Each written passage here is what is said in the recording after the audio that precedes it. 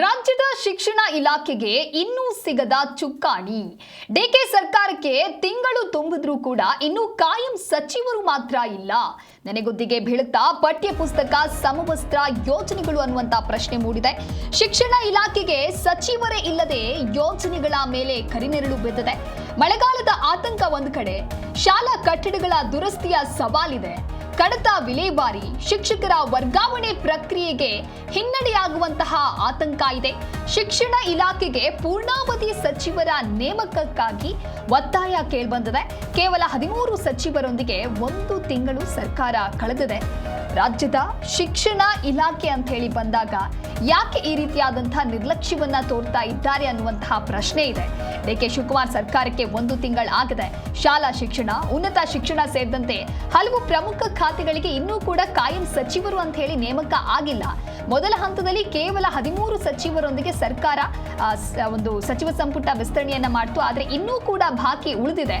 ಹಾಗಾಗಿ ಪಠ್ಯ ಪುಸ್ತಕ, ಸಮವಸ್ತ್ರ, ಶೂ, ಸಾಕ್ಸ್, ಸೈಕಲ್ ಸೇರಿದಂತೆ ವಿವಿಧ ಯೋಜನೆಗಳು ಅನುಷ್ಠಾನ ಆಗಬೇಕು ಅಂತ ಹೇಳಿದ್ರೆ ಸರಿಯಾದ ಸಚಿವರೇ ಇಲ್ಲ ಅಂತ ಹೇಳಿದ್ರೆ ಅದು ಹೇಗೆ ಅನ್ನುವಂತಹ ಒಂದು ರೀತಿ ಆತಂಕ ಕೂಡ ಸೃಷ್ಟಿ ಆಗಿದೆ. ಮಳೆಗಾಲದ ನಡುವೆ ಸರ್ಕಾರಿ ಶಾಲಾ ಕಟ್ಟಡಗಳ ಸುರಕ್ಷತೆಯ ಬಗ್ಗೆ ಯೋಚನೆ ಮಾಡಬೇಕಾಗತ್ತೆ. ದುರಸ್ತಿ ಕಾಮಗಾರಿಗಳು ಏನಿದೆ ಅದರ ಮೇಲ್ವಿಚಾರಣೆಯನ್ನ ಕೂಡ ಮಾಡಬೇಕಾಗತ್ತೆ. ಹಾಗೆ ಶಿಕ್ಷಕರ ನೇಮಕಾತಿಯನ್ನ ಆಗಬೇಕು, ವರ್ಗಾವಣೆ ಮಾಡಬೇಕು, ಆಡಳಿತಾತ್ಮಕ ಕಡತಗಳನ್ನ ವಿಲೇವಾರಿ ಮಾಡಬೇಕು ಅಂತ ಹೇಳಿದ್ರೆ ಇದರಲ್ಲಿ ಒಂದು ರೀತಿ ವಿಳಂಬ ಆಗ್ತಾ ಇದೆ.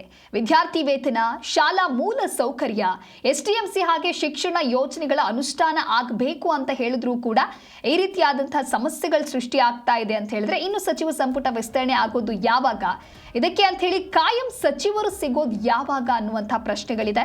ಶಿಕ್ಷಣ ಇಲಾಖೆಗೆ ಪೂರ್ಣಾವಧಿ ಸಚಿವರ ನೇಮಕಕ್ಕೆ ಶಿಕ್ಷಣ ವಲಯದಿಂದ ಈಗ ಒತ್ತಾಯ ಕೇಳಿಬಂದಿದೆ. ಮೂಲಭೂತ ಶಿಕ್ಷಣದಂತಹ ಪ್ರಮುಖ ಇಲಾಖೆಗೆ ಶೀಘ್ರದಲ್ಲೇ ಸಚಿವರನ್ನ ನೇಮಕ ಮಾಡಬೇಕು ಅಂತ ಹೇಳಿ ಪಾಲಕರು ಹಾಗೆ ಶಿಕ್ಷಕರು ಇದೀಗ ಆಗ್ರಹಿಸ್ತಾ ಇದ್ದಾರೆ.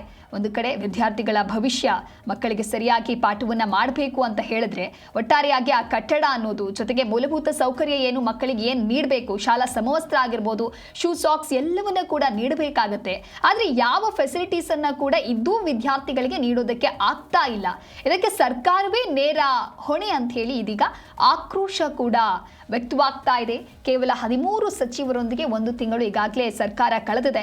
ಮುಂದಿನ ಹಂತದ ಸಚಿವ ಸಂಪುಟ ರಚನೆ ಯಾವಾಗ ಆಗತ್ತೆ, ಅದರಲ್ಲಿ ಯಾವ ರೀತಿಯಾದಂತಹ ನೇಮಕ ಮಾಡಬೇಕಾಗತ್ತೆ, ಇಷ್ಟು ಲೇಟಾಗಿ ಮಾಡ್ತಾ ಇರೋದು ಯಾಕೆ, ಆ ಪ್ರೊಸೆಸ್ ಅನ್ನ ಕಂಪ್ಲೀಟ್ ಮಾಡಬಹುದಲ್ವಾ ಅಂತ ಹೇಳಿ ಈಗ ಪೋಷಕರು ಹಾಗೆ ಇನ್ನೊಂದು ಕಡೆ ಶಿಕ್ಷಕರು ಕೂಡ ಪ್ರಶ್ನೆಯನ್ನ ಮಾಡ್ತಾ ಇದ್ದಾರೆ.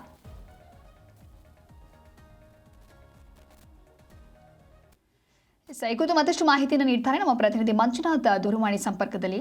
ಮಂಜುನಾಥ್, ಶಾಲಾ ಶಿಕ್ಷಣ, ಉನ್ನತ ಶಿಕ್ಷಣ ಅಂತ ನೋಡಿದಾಗ ಕೆಲವು ಖಾತೆಗಳಿಗೆ ಇನ್ನೂ ಕೂಡ ಕಾಯಂ ಸಚಿವರೇ ನೇಮಕ ಆಗಿಲ್ಲ.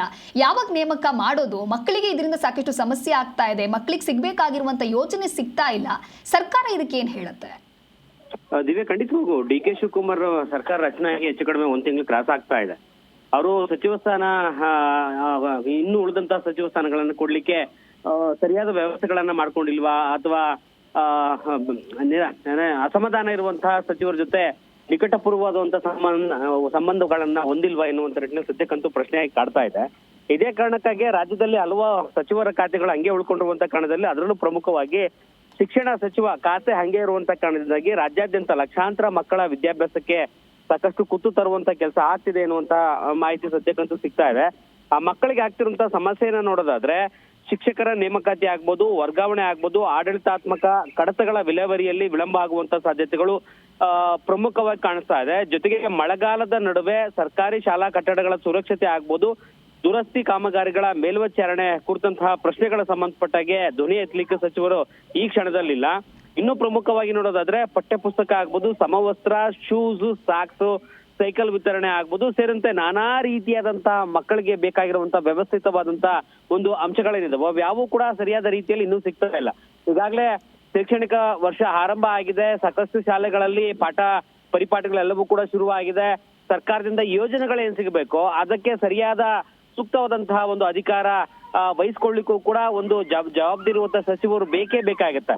ಹೀಗಾಗಿ ಶಿಕ್ಷಣ ಸಚಿವರನ್ನ ಆದಷ್ಟು ಬೇಗ ನೇಮಕ ಮಾಡದೇ ಇದ್ದ ಪಕ್ಷದಲ್ಲಿ ಇನ್ನಷ್ಟು ಕುತ್ತು ತರುವಂತ ಕೆಲಸ ಮಕ್ಕಳಿಗೆ ಆಗುವಂತ ಕೆಲಸ ಆಗ್ತಾ ಇದೆ. ಈ ಮೂಲಕವಾಗಿ ಡಿ ಕೆ ಶಿವಕುಮಾರ್ ಅವರು ಈ ಕೂಡಲೇ ಶಿಕ್ಷಣ ಸಚಿವರನ್ನ ನೇಮಕ ಮಾಡಿದ್ರೆ ತುಂಬಾ ಒಳಿತು ಎನ್ನುವಂತಹ ಅಭಿಪ್ರಾಯವನ್ನ ಶಿಕ್ಷಣ ತಜ್ಞರು ಕೂಡ ಈ ರೀತಿಯಾದಂತಹ ಅವ್ಯವಸ್ಥೆಯನ್ನ ಸರಿಪಡಿಸಬೇಕು ಎನ್ನುವಂತ ನಿಟ್ಟಿನಲ್ಲೂ ಕೂಡ ಒಂದು ಮನದಟ್ಟು ಮಾಡುವಂತಹ ಕೆಲಸ ಸರ್ಕಾರದ ಮಟ್ಟದಲ್ಲಿ ಮಾಡಲಾಗ್ತಾ ಇದೆ. ಜೊತೆಗೆ ಮಕ್ಕಳ ಶಿಕ್ಷಣ ಸಂಬಂಧಪಟ್ಟಾಗೆ ಪ್ರಮುಖವಾದಂತಹ ಅಂಶಗಳನ್ನ ಕೂಡಲೇ ತೆಗೆದುಕೊಳ್ಳುವಂತಹ ನಿರ್ಧಾರವನ್ನ ಸಚಿವರು ಮಾಡಬೇಕು. ಆ ಸಚಿವ ಸ್ಥಾನವನ್ನ ಅಲಂಕರಿಸಬೇಕಾದಂತಹ ಸರ್ಕಾರ ಕೂಡಲೇ ಮಾಡ್ಬೇಕೆನ್ನುವಂತ ಒತ್ತಾಯವನ್ನು ಕೂಡ ಏರಲಾಗ್ತಾ ಇದೆ. ದಿವ್ಯಾಂಗ್, ಥ್ಯಾಂಕ್ ಯು ಮಂಜುನಾಥ್, ನಿಮ್ಮೆಲ್ಲ ಮಾಹಿತಿ.